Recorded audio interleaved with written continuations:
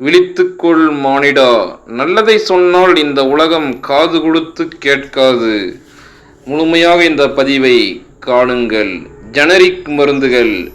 நம்ம எல்லோருக்கும் ஒரு பெரிய சந்தேகம் இருக்கும். அரசு ஆஸ்பத்திரியில் தர மாத்திரைக்கும் பிரைவேட் டாக்டர் கிட்ட வாங்கக்கூடிய மாத்திரைக்கும் என்ன வித்தியாசம்?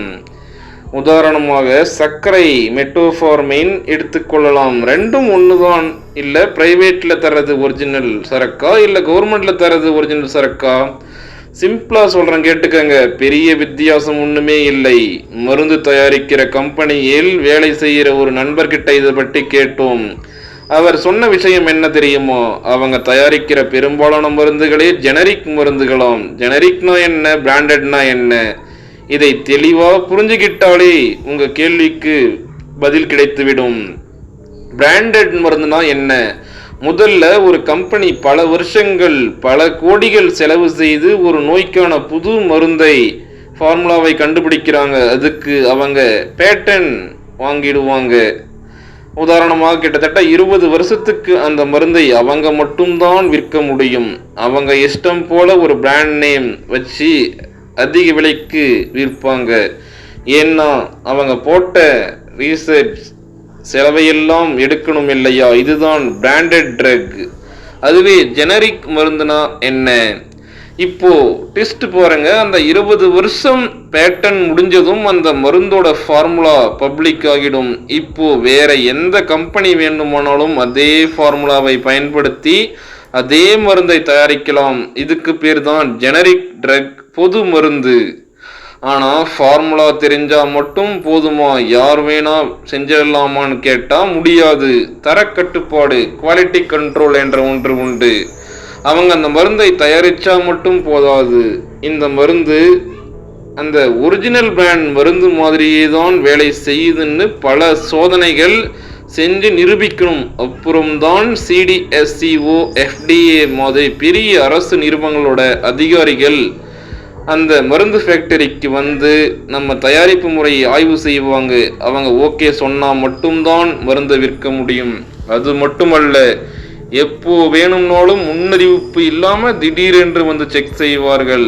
தரத்துல என்ன பிரச்சனை இருந்தாலும் கம்பெனியை உடனே மூடச் சொல்லிடலாம். அவ்வளவு ரிஸ்க் இருக்கு மருந்து விற்பனையில். அப்போ ஏன் விலை வித்தியாசம் வருகிறது? அதனால்தான் ஒரிஜினல் கம்பெனி 20 வருஷம் ரிசர்ச் செஞ்ச செலவு 100க்கு விற்கிற மாத்திரையை இந்த ஜெனரிக் கம்பெனியால் ரிசர்ச் செலவு இல்லாம 15க்கோ 20க்கோ விற்க முடியுது. விலை கம்மியா இருக்கிறதுனால இது தரம் கம்மியானதுன்னு தயவு செஞ்சு நினைச்சிடாதீங்க. விலை கம்மியா இருந்தாலும் இது தரமானதுதான். இந்த ஜெனரிக் மருந்துகளை தான் அரசு மருத்துவமனைகள் ஜென்ஓஸ்தி கடைகளிலும் கொடுக்கிறாங்க.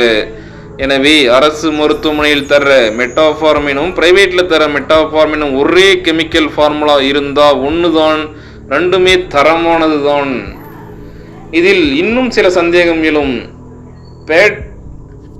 பேட்டன்ட் முடிஞ்ச அப்புறம் ஏன் அந்த பிராண்டட் மருந்தை இன்னும் விற்கிறாங்க? சிம்பிள் பேட்டன் முடிஞ்சா மற்றவங்களும் தயாரிக்கலாம்னு தான் அர்த்தமே தவிர ஒரிஜினல் கம்பெனி தயாரிக்க கூடாதுன்னு சட்டம் இல்லை. அவங்க பிராண்டட் பெயரை வச்சே விற்கலாம். அது அவங்களோட விருப்பம். அப்போ நாம ஏன் அதிக காசு கொடுத்து பிராண்டட் மருந்தையே வாங்கணும்னு அவசியமே இல்லை. ஆனா நாம வாங்குறதுக்கு சில காரணங்கள் இருக்கு. பெயர் தெரியாது. நம்மில் பலருக்கும் மாத்திரையோட வேதிப்பெயர், கெமிக்கல் நேம், அதாவது மெட்ஃபார்மின் தெரியாது. நாம கடையில போய் அந்த பிராண்டட் பெயரை சொல்லி கேட்கிறோம். இது ஒரு தவறான எண்ணம். நம்ம மனசுல பதிஞ்சு போன ஒரு தப்பான எண்ணம். விலை அதிகமா இருந்தா நல்லது, கம்மியா இருந்தா தரம் கம்மின்னு நம்மளை நாமளே நினைச்சுக்கிறது மிகப்பெரிய முட்டாள்தனம். லாபம். மருந்து கடைகளுக்கு விலை கம்மியான ஜெனரிக் மருந்தை விற்கிறதை விட விலை அதிகமான பிராண்டட் மருந்தை வித்தாதான் லாபம் அதிகம். அதனால் அவங்க அதையே நமக்கு தருவாங்க. இதை புரிந்து கொள்ளுங்கள். எனவே அரசு மருத்துவமனையில் தரது சரி, தனியாராக நாம் வாங்குற மருந்து இரண்டுமே ஒரு தரமான மருந்துகள் என்பதை அனைவரும் புரிந்து கொள்ள வேண்டும். விவர்ஸ், இன்றைய பதிவில் நாம் ஜெனரிக் மருந்துகள் பற்றிய ஒரு தரமான தகவலை பார்த்தோம். இன்று நாம் பார்த்த தகவல்கள் பிடித்திருந்தால் வீடியோவை லைக் செய்யுங்கள். இந்த பதிவு சம்பந்தமான ஏதேனும் கேள்விகள் இருந்தால் கீழே கமெண்ட் பாக்ஸில் கமெண்ட் செய்யுங்கள். தொடர்ந்து மக்களின் கேள்விகளுக்கு தெளிவான பதில்கள், பல்வேறான தகவல் பதிவிட உள்ளோம்.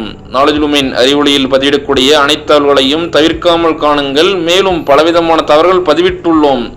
காணாதவர்கள் எங்களது மற்ற அனைத்து வீடியோக்களையும் சென்று பாருங்கள். நாலேஜ் லூமினுடன் இணைந்திருங்கள். உலகம் உங்கள் கைகளில். தொடர்ந்து மேலும் இன்றைய தேவைகளுக்கான பல்வேறான பயனுள்ள தகவல்கள் பதிவிட உள்ளோம்.